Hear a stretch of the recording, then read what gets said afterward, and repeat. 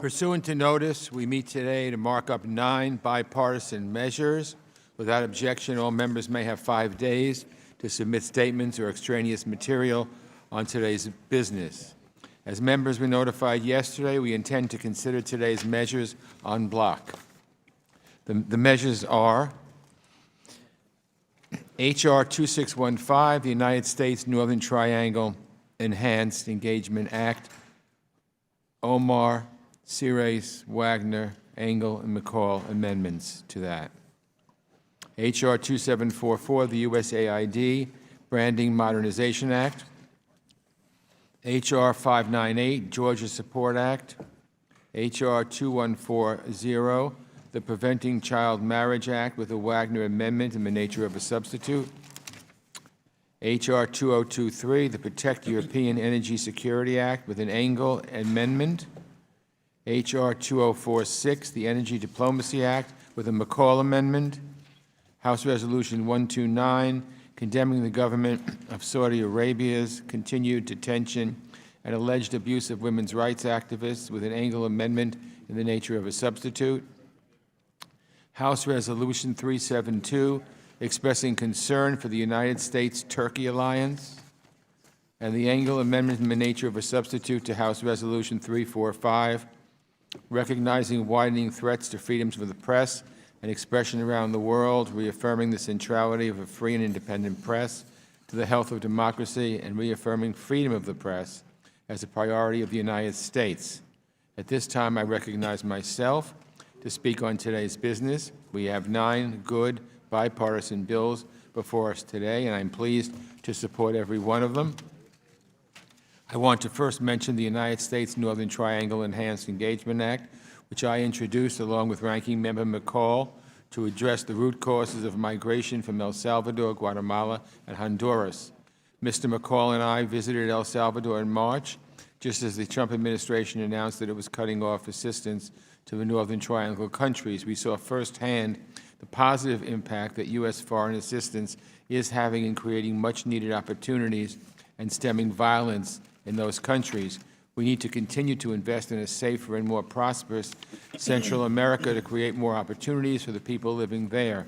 This bill does just that by authorizing $577 million in assistance for Central America. This is a good bill, and I urge my colleagues to join me in supporting it. Providing foreign assistance helps people who are both in need and furthers our foreign policy objectives. In El Salvador, when Mr. McCall and I visited programs that teach young adults software engineering, it gave me such pride to see the USAID logo, which was visible to all. So I'm pleased to support the USAID Branding Modernization Act, a bill I'm proud to co-sponsor with Mr. McCall. This legislation affirms the obligation to brand foreign assistance as appropriate and requires a comprehensive review to ensure that USAID-funded projects are appropriately branded in the field. Human rights, democracy, and the rule of law are core American values and should underpin everything we do overseas. So I'm glad that we are considering a number of bills today that promote human rights and freedom of expression. First, Ms. Wagner's Preventing Child Marriage Act, which recognizes the problem of child marriage, particularly among vulnerable refugee populations. Every year, over 10 million girls marry before the age of 18. Early marriage denies children, especially girls, their right to make vital decisions about their well-being, including their health, family, and career. Child brides are less likely to finish their education, and they're at higher risk for abuse, contracting HIV, and dying from pregnancy. This bill tackles this issue by encouraging the U.S. to use its influence to help ensure that displaced populations have the protections and tools to avoid illegal child marriage, work that organizations like UNFPA are doing around the world. It's a good bill to empower young women and girls, and I'm proud to support it. Next, we have House Resolution 129, authored by Representatives Frankel and Wagner, which focuses on the unjust imprisonment of women's rights activists in Saudi Arabia. We must continue to call on the Saudi government to release these women immediately. I strongly support this resolution, and I urge my colleagues to do the same. I'll turn now to House Resolution 345, which recognizes that freedom of the press is under threat around the world. Thank you to Mr. Chabot and Mr. Schiff for their work on this legislation. There are far too many violent, shocking examples of journalists being imprisoned, tortured, and murdered around the world. A free press is critical to any democracy. It shines a light on corruption and impunity. This resolution condemns threats to independent media and calls on governments to continue to address journalists' safety. It has my strong support. America's alliances and partnerships are another key pillar of our foreign policy. So I'm glad that a number of the measures in our markup today deal with our allies and diplomacy. The Georgia Support Act, authored by Mr. Connolly and Mr. Kinzinger, called for continued U.S. support for Georgia, an important U.S. partner. Georgia was invaded by Russia in 2008, and the Kremlin continues to attack Georgia through subversive disinformation campaigns and cyber attacks. H.R. 598 provides Georgia with assistance to combat this threat and support its democratic institutions. It's a good bill to advance the U.S.-Georgia relationship, and I'm glad we're moving it forward today. The Protect European Energy Security Act also combats Russia's increasingly malign encroachment on our European partners. The Nord Stream 2 and the Turk Stream gas pipelines from Russia to Germany and Turkey would increase European dependence on Russian energy sources. H.R. 2023 restates our opposition to these projects and requires the administration to report on how they impact European security and susceptibility to Russian influence. Next, we have the House Resolution number 372, a measure I introduced with Mr. McCall on the U.S.-Turkey relationship. President Erdogan has tightened his grip on power and rolled back democracy in Turkey. At the same time, he's cozied up to Putin and purchased the Russian S-400 air and missile defense system. Today's resolution condemns Erdogan for his authoritarian behavior and calls on Turkey to cancel delivery of the Russian weapons system. Of course, they want us to sell them our system, but we cannot do that if they don't cancel delivery of the Russian weapons system. They can't have it both ways. You can't have a NATO country buying Russian equipment. Finally, we have Mr. Wright's Energy Diplomacy Act. For the United States to maintain a leading role on the global stage, the State Department must be positioned to protect and promote favorable energy policies abroad. This bill creates and authorizes the creation of a new Assistant Secretary position to lead this charge. So in conclusion, I'm pleased to support all of these bills, and I'd like to thank our members for their hard work, and I'll now recognize our ranking member, Mr. McCall of Texas, for his remarks. Thank you, Mr. Chairman. Today, our committee will mark up 6 important bills and 3 resolutions. I'd like to highlight just a few. Northern Triangle. As you mentioned, our trip to the Northern Triangle, the United States Northern Triangle Enhanced Engagement Act, which I'm the lead Republican on, increases congressional oversight of foreign assistance to the Northern Triangle and prioritizes security and the role of the private sector in supporting economic development efforts. We saw the good work of the international law enforcement community down there, the FBI, the DEA, working to combat MS-13, and we also saw many faith-based NGOs as well. It addresses, in my judgment, the root cause drivers of illegal migration from Central America and takes steps to help stop the flow at our borders. It also builds on existing efforts to increase coordination with Mexico in our efforts to curb illegal migration and combats corruption. I understand and share the President's frustration with the continued stream of migrants to our southern border, especially in my home state of Texas. And we believe we must use all tools at our disposal, including foreign assistance, to best address this growing crisis. Central American countries can and must do more to address their migration flows, and that's why this bill will require them to clearly show results with new benchmarks so progress can be tracked and programs modified or eliminated if warranted.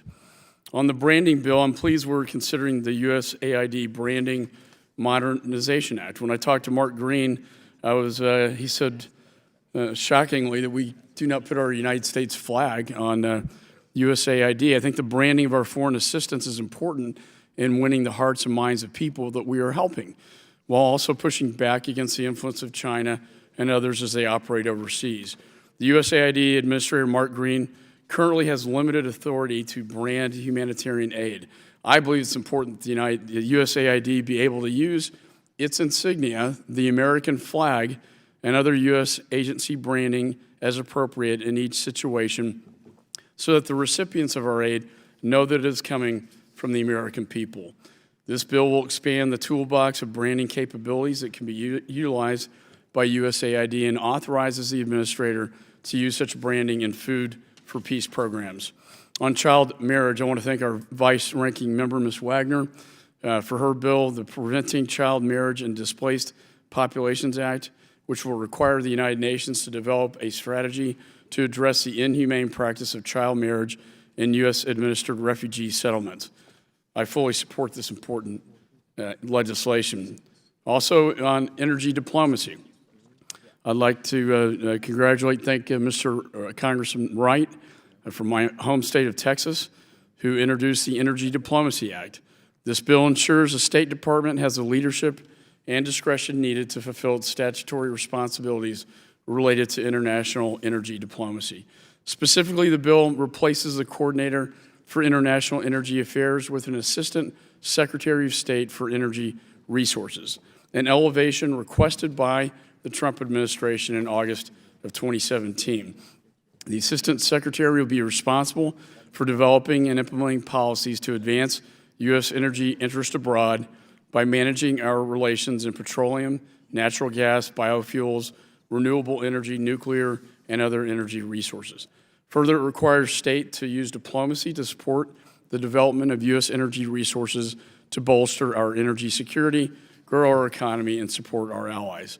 When it comes to Turkey, Mr. Chairman, I appreciate you working with me on this resolution.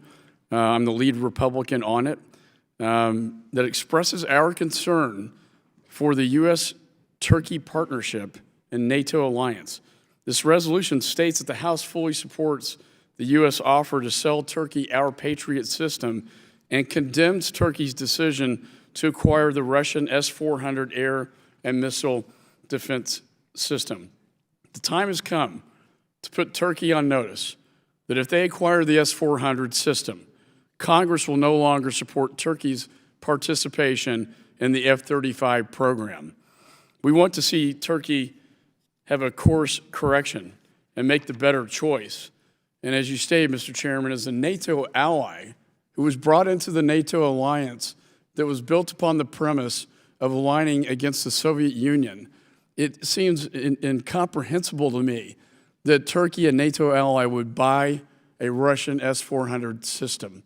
This is not acceptable to this committee or to the administration, and I want to thank you, sir, for introducing this resolution. With that, I yield back.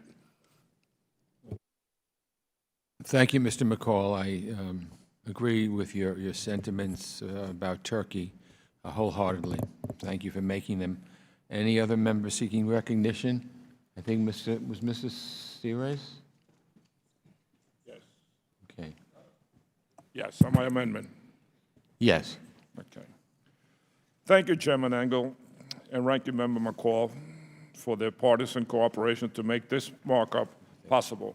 I want to speak briefly about an amendment I have introduced to the United States Northern Triangle Enhanced Engagement Act. First, let me just say that I am a strong supporter of continuing U.S. assistance to the Northern Triangle, and that is why I am an original co-sponsor of the underlying bill introduced by the Chairman and Ranking Member. I have seen firsthand in my trips to the region that our programs have been effective in reducing violence and poverty in Honduras, El Salvador, and Guatemala. I have many constituents with close ties to the Northern Triangle who remind me about the difficulties they face before coming here and the challenges the rest of their families continue to endure. I believe the cuts announced by the Department of State in March are short-sighted and counterproductive.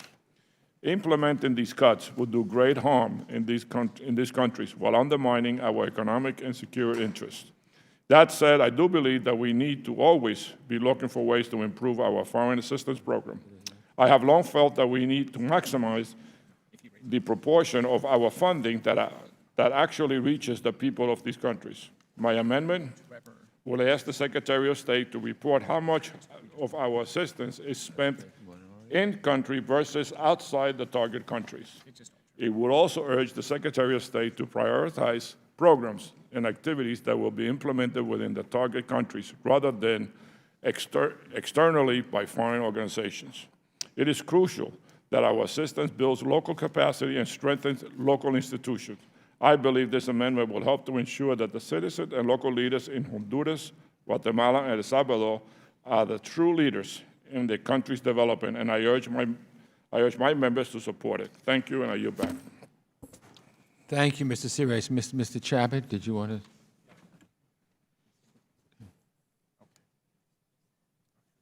Thank you, Mr. Chairman. I want to discuss just three of the measures here, and I'll try to do it briefly. First, as co-chair of the Freedom of the Press Caucus with Congressman Adam Schiff, I would urge my colleagues to support H.Res. 345, which we introduced for World Press Freedom Day earlier this month to call attention to the troubling state of press freedom around the world. Access to accurate journalism that holds governments accountable is the indispensable tool that allows citizens to exercise oversight over their government. Whether we think of China or Russia or one of the other smaller dictatorships or even a few of our allies and partners throughout the world, freedom of the press is too frequently under threat and in many places simply non-existent. Unless the United States fights to protect press freedom, authoritarians around the world will stifle it, as China is doing right now in exporting its tools for internet censorship, for example.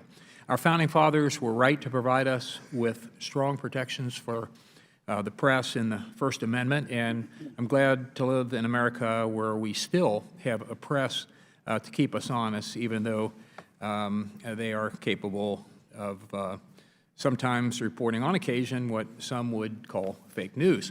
Unfortunately, access to free and independent journalism seems to be associated with pretty much most of the other problems we face in this committee, whether it's authoritarian dictators seeking to retain their grip on power, or disinformation, or corruption, or simply bringing a light to the many human rights abuses of bad actors. So I think it's an issue that we need to keep our eye on, and I want to thank Chairman Engel and Ranking Member McCall for considering this resolution. Second, I'd like to comment briefly on H.Res. 372, which expresses concern for the U.S.-Turkey alliance.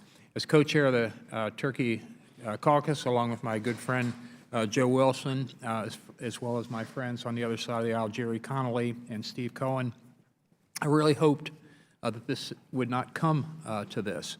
When we take a step back from several sticking points between us and look at the relationship as a whole, it's easy to see why our alliance with Turkey furthers our numerous interests in that part of the world.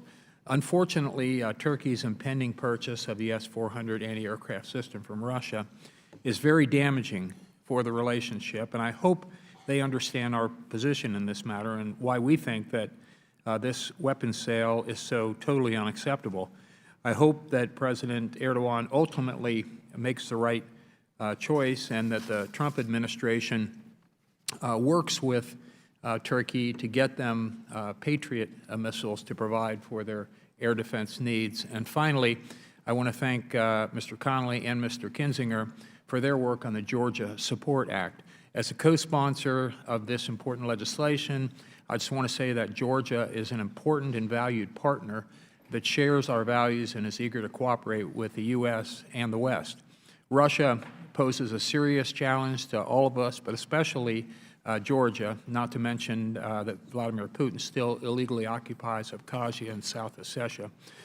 This legislation will go a long way toward helping Georgia with some of these challenges, and I'd urge my colleagues to support this and the other two pieces of legislation that I mentioned, and I yield back. Thank you.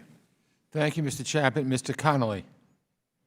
Thank you, Mr. Chairman, and thank you and Mr. McCall for bringing this package of 9 bills to the committee for its consideration and for handling it in the bipartisan comity we are so used to. I thank you. In particular, I want to thank both of you for including H.R. 598, the Georgia Support Act, which I introduced with my Republican counterpart on the Georgia caucus, Mr. Adam Kinzinger. This bill asserts the United States' continued support for the independence and sovereignty of Georgia.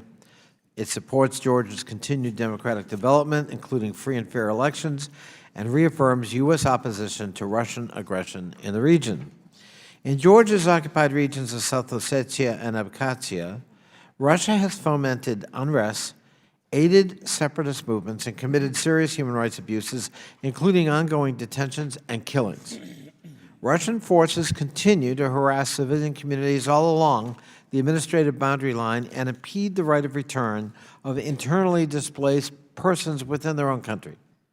H.R. 598 bolsters Georgia's territorial integrity by authorizing sanctions against those responsible for or complicit in human rights violations in those occupied parts of Georgia. As the chairman of the U.S. delegation to the NATO Parliamentary Assembly, I'm pleased that the Georgia Support Act also recognizes that Georgia has been a long-standing NATO aspirant country.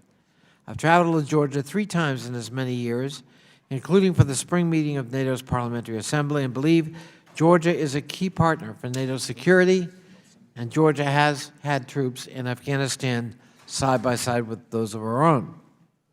Georgia's Support Act builds on previous efforts that Congress has undertaken to support Georgia's territorial integrity. In the Countering America's Adversaries Through Sanctions Act, we, Congress, enshrined a non-recognition policy for Russia's illegal occupation of South Ossetia and Abkhazia in Georgia. In the 114th Congress, the House passed H.Res. 660, which Judge Poe and I introduced to express support for Georgia's territorial integrity. That resolution was a clear and unequivocal statement in support of the sovereign territory of Georgia and reiterated the longstanding policy of the United States government not to recognize territorial changes effected by force as dictated by the Stimson Doctrine established in 1932. The Georgia Support Act is a timely expression of congressional support for the vital U.S.-Georgia partnership, which is a strategically important relationship in a critical part of the world. As we approach Georgia's Independence Day next week, I urge my colleagues to support this bill, which reasserts U.S. support for Georgia's sovereignty and clear and forceful opposition to the illegal Russian invasion of Georgian territory and occupation of same. As the House of Representatives recently passed the Crimean Annexation Non-Recognition Act, which my friend Mr. Shabbat and I have introduced in every Congress since the illegal annexation of Crimea, the Georgia Support Act is another clear and unequivocal statement by this Congress on the issue of territorial sovereignty, especially in the eastern part of Europe. With that, I yield back and thank the chair again. Thank you, Mr. Connolly. Mr. Wilson. Thank you, Chairman Engel and Republican Leader McCall, for bringing these crucial bills to a mark.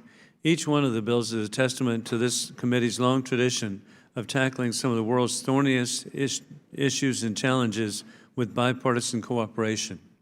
I urge my colleagues to support all the measures before us today. I will speak on 3 of them in the time that I have. First, I'd like to speak in support of H.R. 598, the Georgia Support Act, introduced by the co-chairs of the Georgia caucus, Mr. Connolly from Virginia and Mr. Kinzinger from Illinois. While Georgia successfully achieved independence in 1991, Moscow is still, to this day, attempting to bully this small nation.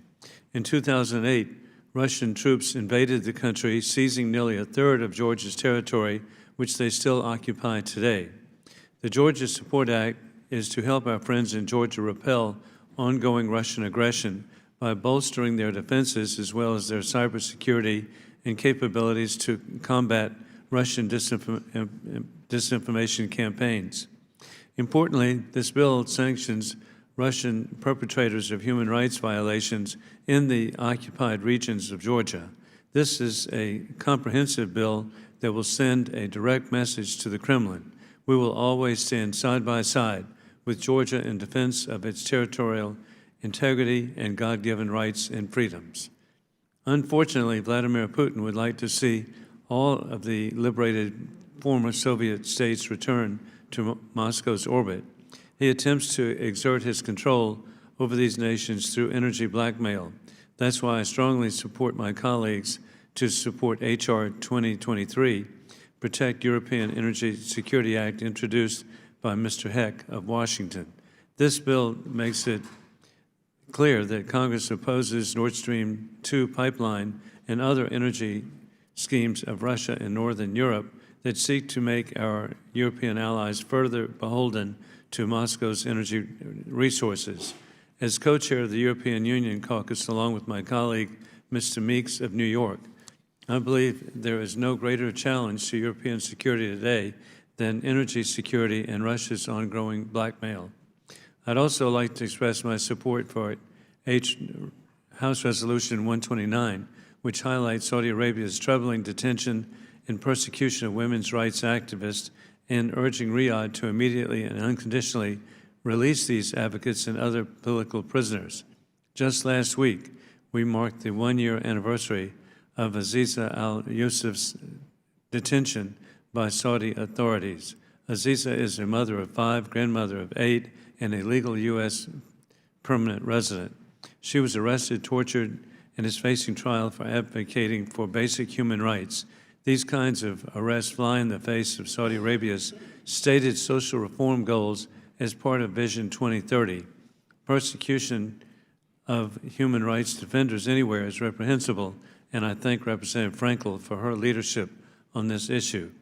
Lastly, and as co-chair of the Turkey Caucus, I am increasingly concerned about our relationship with Ankara. Turkey is an appreciated, strategically important NATO ally. Its decision to buy the Russian S-400 missile system is troubling and, in my opinion, indicative of the current government's disdain for our shared values and Turkey's democratic foundations. The fact that they are now thinking of collaborating with Russians on an S-500 system just confirms this to me and others. I will continue to advocate for improved ties between Washington and Ankara, but the S-400 purchase is not only unhelpful to this end, but damaging and dangerous. I call on the Turkish government to cancel this purchase and recommit to its mutually beneficial role in the NATO alliance. I urge my colleagues to support House Resolution 372. Thank you, Mr. Chairman. I yield back. Thank you, Mr. Wilson. Ms. Omar. Thank you, Mr. Chairman and Mr. McCall, for introducing H.R. 2615. The amendment I offer today is designed to enhance our engagement with human rights in the Northern Triangle. It does 3 simple things. First, it expands the list of human rights abuses in the reporting required to include torture, forced disappearance, and arbitrary detentions, particularly in Honduras and Guatemala. These are driving forces of migration and betrayal of universal human rights, and we must be clear about stopping them. Secondly, my amendment adds to the reporting requirements descriptions of measures taken by the Northern Triangle governments to guarantee the rights of indigenous and rural communities. Indigenous people in Guatemala and Honduras are particularly vulnerable to those governments, and we should insist that the governments of those countries are abiding by their international obligations, including the ILO 169. This means free, prior, and informed consent from communities before mega projects are built in their territories. This includes the Grifuna, the Lenca, the Mayas, and the Campesino communities I met in Bohihuelas, in Las Esperanza and Tela. It means actual protection for indigenous and rural land and water defenders, and not the impunity we see in both of these countries. Finally, my amendment adjusts the language of human rights conditionality in the bill to reflect what the appropriation included in this bill. Strengthening the language on conditionality from effective steps in the Alliance of Prosperity to meeting the following conditions. Is a way to guarantee that our human rights will have the teeth they need to be able to genuinely be persuasive to the Northern Triangle governments. I was in Honduras for the 2017 elections and followed closely both the credible accusations of fraud and the widespread human rights abuses that followed. Like so many Americans, I was deeply disappointed to see the State Department certify that effective steps were being taken to improve human rights in Honduras. At the same moment, protesters were being gunned down in the streets. This amendment will ensure that that certification will be based on the actual enjoyment of human rights by El Salvadorians, Guatemalans, and Honduran people, and not allow the government of Juan Orlando Hernandez and Jimmy Morales to game the system and continue in impunity.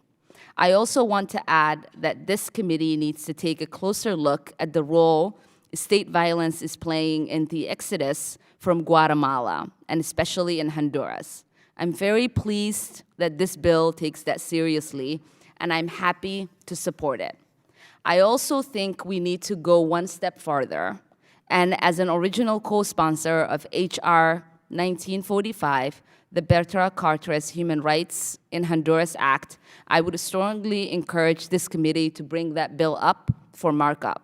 Once again, I thank you, Mr. Chairman and Ranking Member, for your leadership in this crucial issue, and I yield back. Thank you, Ms. Omar. Mrs. Wagner.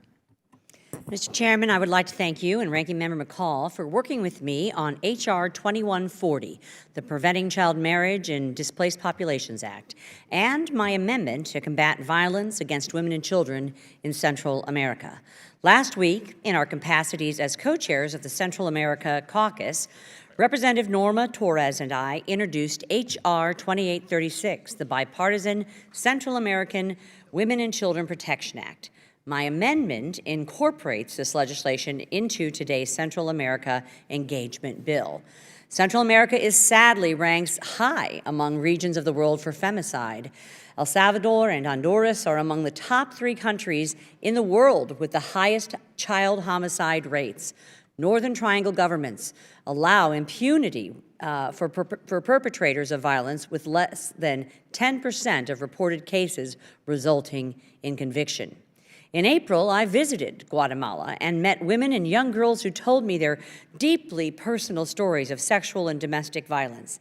These women are driven and they yearn for opportunities to build a better life at home so they can safely grow a family and improve their communities. The mothers that we met with within the country's impoverished western highlands wanted to keep their families together at home. A 1,500-mile journey to our border with limited food and water is particularly dangerous for women and girls who are at severe risk of violence. These women did not view migration as a solution, and they are banding together to root out poverty and fix failing justice systems so their families have economic opportunities. Eliminating the root causes of the migration crisis at our border entails standing with these women. My amendment today would authorize the President to enter into bilateral compacts with the governments of El Salvador, Guatemala, and Honduras to strengthen the justice systems of those countries and to create safer communities for women and children. Today, I am also urging my colleagues to support H.R. 2140, the Preventing Child Marriage in Displaced Populations Act. Humanitarian crises put women and girls at a much higher risk of violence and exploitation, including child marriage. 9 of the 10 countries with the highest rates of child marriage are fragile states, where weak institutions, high rates of violence, and stagnant economies make families more likely to resort to child marriage to keep their daughters safe and provide for their futures. Important research conducted by UNICEF revealed that in 2018, more than 700 million women and girls worldwide were married before their 18th birthday, and of these, 250 million were married before their 15th birthday. These women are more likely to experience domestic violence and have worse educational, economic, and health prospects than their unmarried peers. But even though rates of child marriage are on the rise in UN-administered refugee camps, the UN has yet to adopt a formal definition of child marriage or a comprehensive strategy to address the problem in these settlements. This important piece of legislation would direct the United States to lead UN efforts to adopt a definition of child marriage and craft a comprehensive strategy to address child marriages in unadministered refugee settlements. This strategy would include protocols to prevent and monitor child marriages, programs to provide physical, mental, and emotional support for victims, programs offering alternatives for child marriage, and measures to ensure that adults participating in illegal child marriages are held accountable. Child marriage is a violation of human rights and a form of violence against women, and I urge my colleagues to support the Preventing Child Marriage and Displaced Populations Act, and I yield back. Thank you. Is any other members like some time? Ms. Houlihan. Thank you, Mr. Chairman. The barriers that girls and women face do not exist in a vacuum. A woman's right to education, to her bodily autonomy, to self-determination, they're all connected. And we must work with our allies and global organizations to help women and girls achieve true and lasting change. Initiatives like the UN Joint Program to End Child Marriage, which the UNFPA and UNICEF lead jointly, are looking at this issue holistically. They're working to make the social protection, health, education, social and behavioral changes needed to build a truly equitable world for women. And in spite of these important efforts, the United States is not currently contributing funds to the joint program. I am grateful to my colleague from Missouri for introducing the Preventing Child Marriage Act, and I urge the other members of this committee to support this very important legislation that will bolster and affirm the good work of the United Nations to end child marriage. I want to note the important leadership role under UNFPA in this effort. Although the legislation does not mention them by name, they are driving important change through initiatives like the joint program. Finally, Mr. Chairman, access to quality education is one of the strongest tools that we have for combating the epidemic of childhood marriage. And that is why, in addition to supporting Ms. Wagner's bill, I'm also an original co-sponsor of the Keeping Girls in School Act, a bipartisan act introduced by Representatives Frankel and Brooks, legislation that would empower girls by increasing their educational and economic opportunities and security. Girls and women deserve to be educated, to be economically independent, to be the deciders of their own fates. And that is what we believe in the United States and what we need to fight for in all corners of the world. Chairman Engel and Ranking Member McCall, I hope that the committee will take further steps in the effort to end child marriage and to promote gender equality by marking up the Keeping Girls in School Act as soon as possible. Thank you, Mr. Chairman, and I yield back the balance of my time. Thank you, Ms. Houlihan. Mr. Wright. Thank you, Mr. Chairman. I want to thank you and Leader McCall for agreeing to include my bill, H.R. 2046, the Energy Diplomacy Act, in today's markup. I'd also like to thank the lead Republican and Representative Gonzalez, fellow Texans, and the bill's original co-sponsors for their support. Since 1977, when Congress formally gave the Secretary of State primary authority over energy-related foreign policy, there have been significant changes in the global energy landscape. The United States is now the world's top producer of petroleum and natural gas. We've also seen increased weaponization of energy by Russia against our EU and NATO allies, transforming energy into a critical national security issue. This new challenge requires reaffirmed dedication and focus. The Energy Diplomacy Act does just that by authorizing an Assistant Secretary of State for Energy Resources and defining our energy security and diplomatic priorities.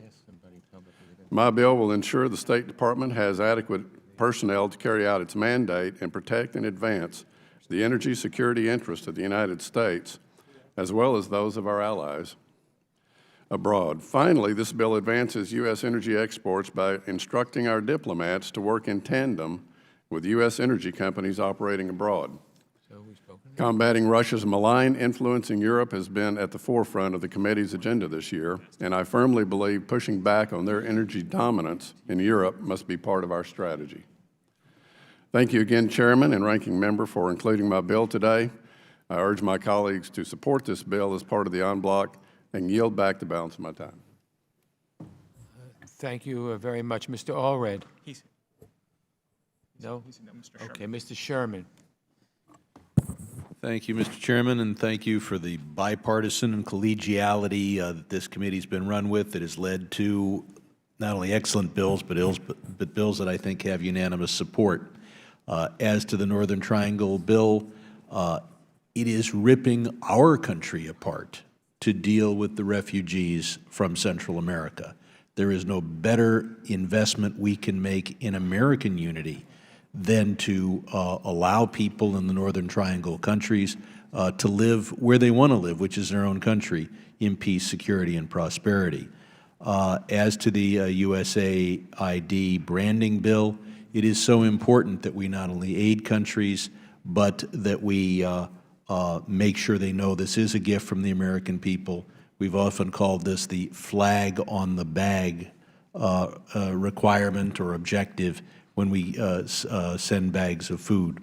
As to the Georgia Support Act, strongly support it, and I'm pleased that the USAID has assured me that a appropriate amount of aid will go to the Samtskhe-Javahete region in southern Georgia. As to preventing child marriage, very important bill. Particularly, I've focused on the Sindh area of Pakistan, where we see non-Muslim girls kidnapped, converted, and then forced into child marriage. This bill is one small step to deal with that. As to condemning Saudi Arabia, we not only have to condemn Saudi Arabia, but I have legislation that I hope will be marked up in this committee to act to prevent Saudi Arabia from developing a nuclear weapon. And of course, we're all concerned about Turkey. If they are cooperating with Russia with regard to an S-400 and even worse, the development of an S-500 rocket that is inconsistent with their membership in NATO, I yield back. Thank you. Are there any other members that wish to speak? Ms. Wild. Thank you, Mr. Chairman. I speak in support of House Resolution 129, condemning the government of Saudi Arabia's continued detention and alleged abuse of women's rights activists. Saudi Arabia has been an important strategic partner of the United States, and we share broad interests, including the defeat of ISIL in Iraq and Syria.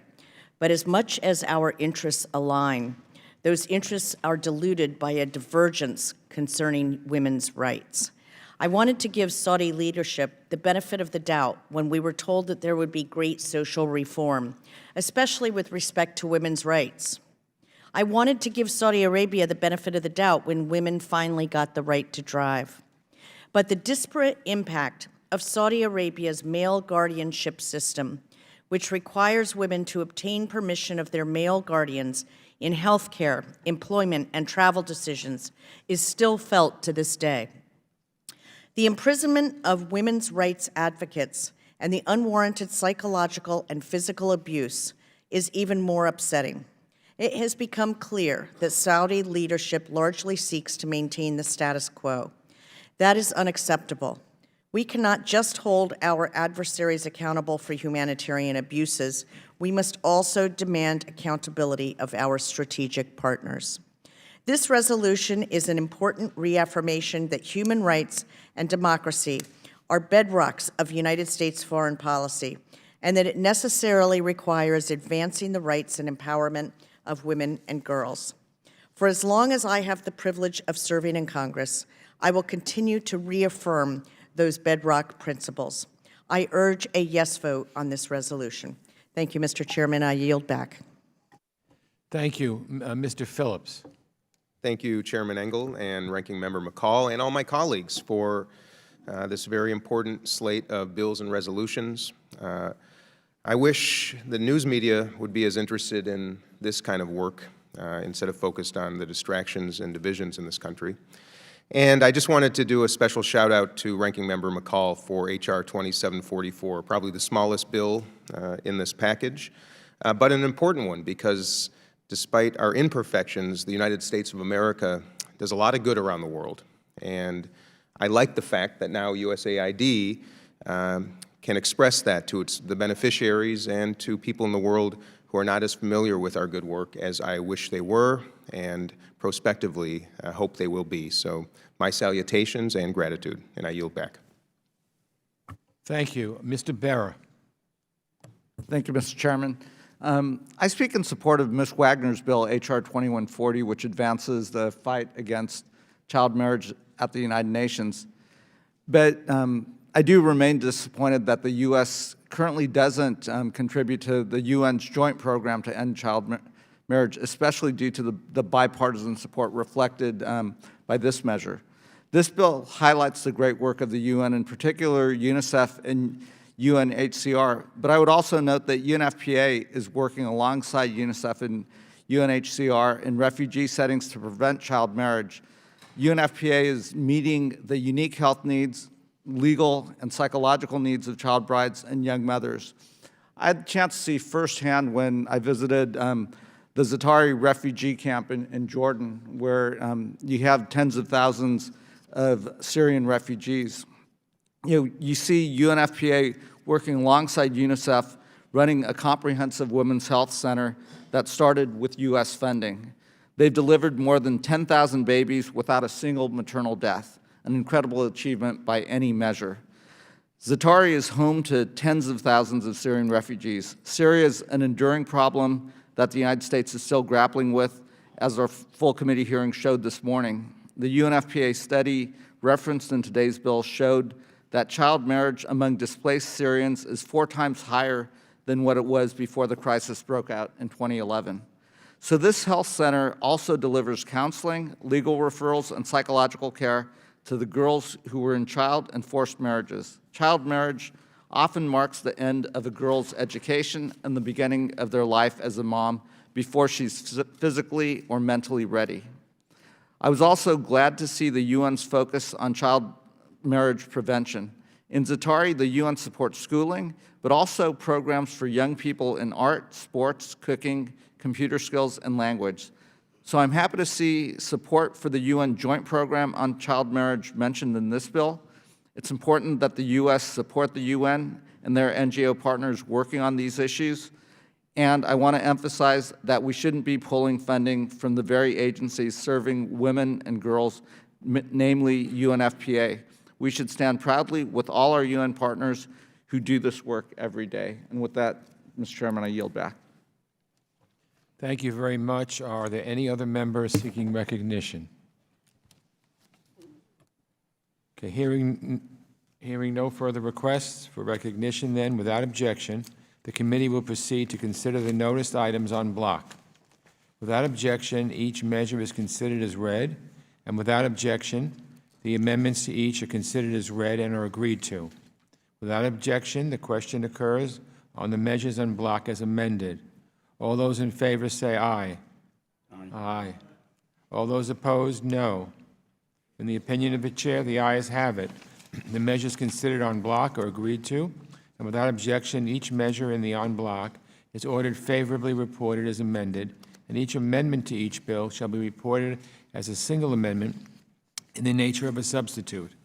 I want to thank you very much. This concludes our business today. I want to especially thank Ranking Member McCall and all of the committee members for their contributions and assistance with today's markup. The committee stands adjourned.